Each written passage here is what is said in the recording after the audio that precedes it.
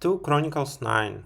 And when the Queen of Sheba heard of the fame of Solomon, she came to prove Solomon with hard questions at Jerusalem, with a very great train and camels that bear spices and gold in abundance, and precious stones. And when she was come to Solomon, she communed with him of all that was in her heart.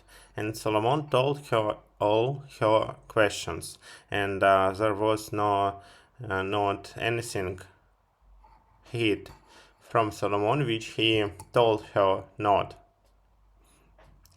And when the Queen of Sheba had seen the wisdom of Solomon and the house that he had built, and the food of his table, and the sitting of his servants, and the attendance of his ministers, and their apparel, his cupbearers also, and their apparel, and his ascent, by which he went up unto the house of Jehovah, where there was no more spirit in her. And she said to the king, It was a true report that I heard in mine own land of thine acts and of thy wisdom. Howbeit I believed not their words until I came, and mine eyes had seen it.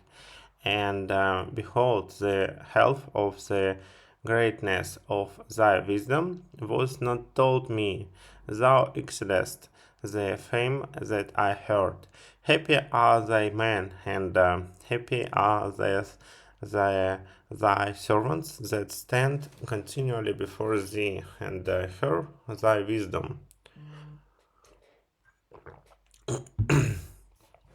Blessed, blessed, blessed, blessed.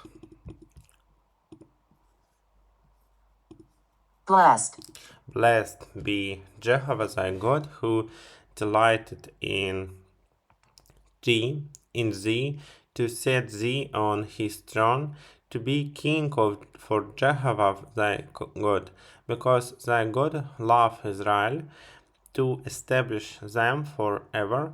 Therefore made he thee king over them, to do justice and righteousness.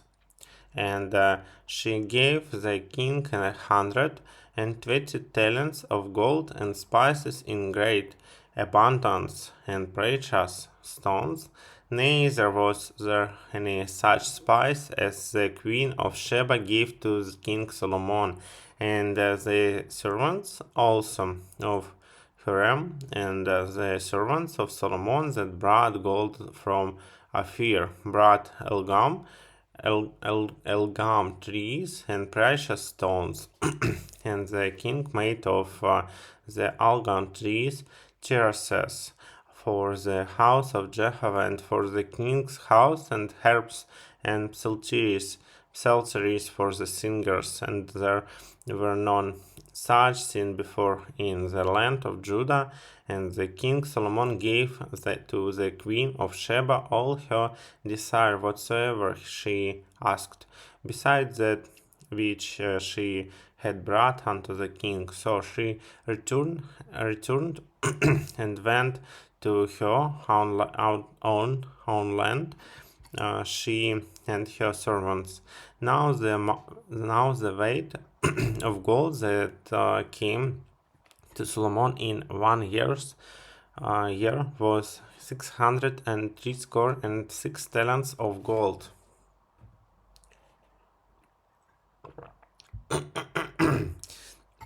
Besides that which the traders and merchants brought, all the kings of Arabia and the governors of the country brought gold and silver to Solomon, and King Solomon made 200 bucklers of beaten gold. 600 shekels of beaten gold went to one buckler, and he made 300 shields of beaten gold. 300 shekels of gold went to one shield, and the king put them in the house of the forest of Lebanon. Moreover, the king made a great throne of ivory and overlaid it with pure gold. And there were 6 steps to the throne with a footstool of gold, which were fastened to the throne and stays on neither side by the place of the seat, and 2 lions standing beside the stays, and 12 lions stood there on the one side and on the other upon the 6 steps. There was not the like made in any kingdom. And all King Solomon's drinking vessels were of gold, and all the vessels of the house of the forest of Lebanon were of pure gold. Silver was silver was nothing accounted of in the days of Solomon, for the king had ships that went to Tarshish with the servants of Huram. Once, every 3 years came the ship of Tarshish, bringing gold and silver, ivory and apes and peacocks. So King Solomon exceeded all the king of the years in righteous, righteous, righteous, riches, and wisdom.